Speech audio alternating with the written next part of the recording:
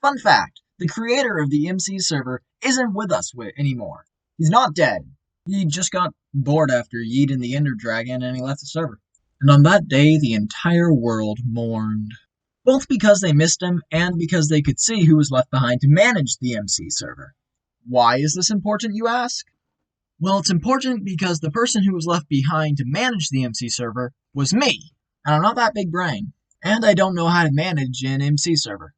And my head keeps bobbing while I'm talking. And thus, there weren't any backups of the MC server. This meant that we were not prepared for this.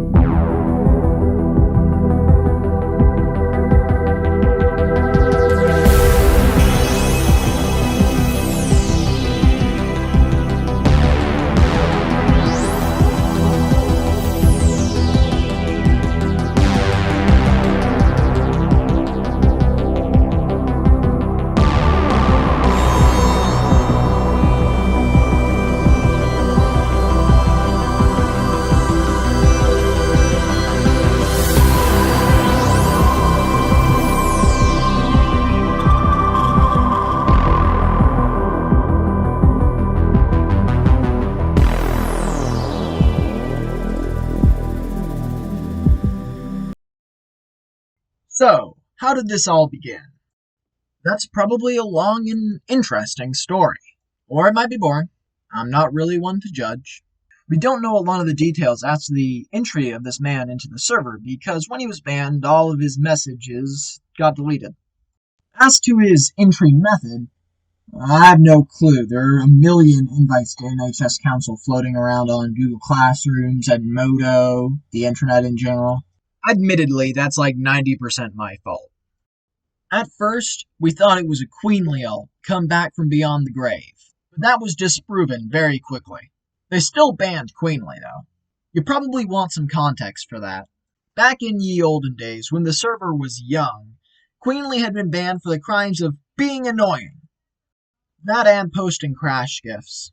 I know it's hard to believe, but the server's legal system was even worse back then than it is nowadays.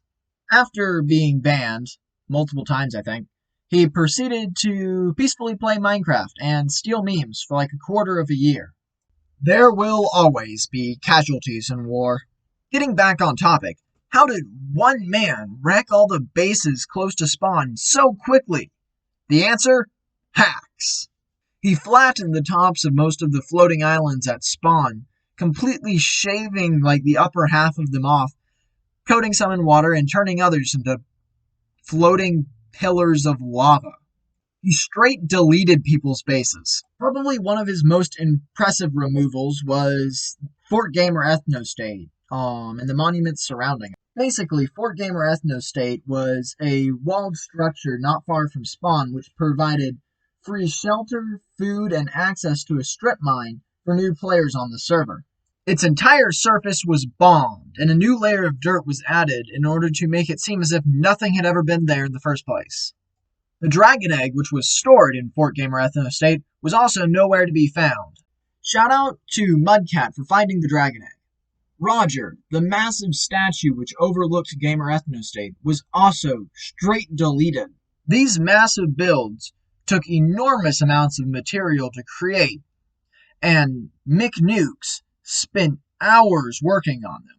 The Monument Hill was technically left untouched, but there wasn't really anything there except for graves. On Discord, Yankeewithnobrim was banned rather quickly, but he still had access to the Minecraft server. Marshall was quick to give operator powers to Mr. Funny Man, though admittedly that's sort of what he does when any problem arises. So the search was on. Basically, what I did was hop into spectator mode and do a quick confirmation of Queenly's innocence. After moderating this Discord server for so long, I trust no one. Not even myself. In case you were wondering, Queenly once again proved innocent. He was busy building the foundation for a new base. I then proceeded to do what I do best. Spy on people in Minecraft. I pretty quickly caught Yankeewithnobrim flying in Minecraft, and, he clearly wasn't a moderator.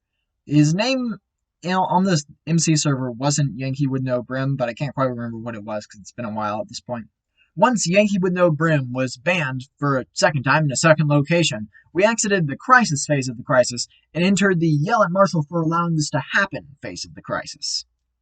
FL Man, my little brother, also began to work on cleaning up Spawn.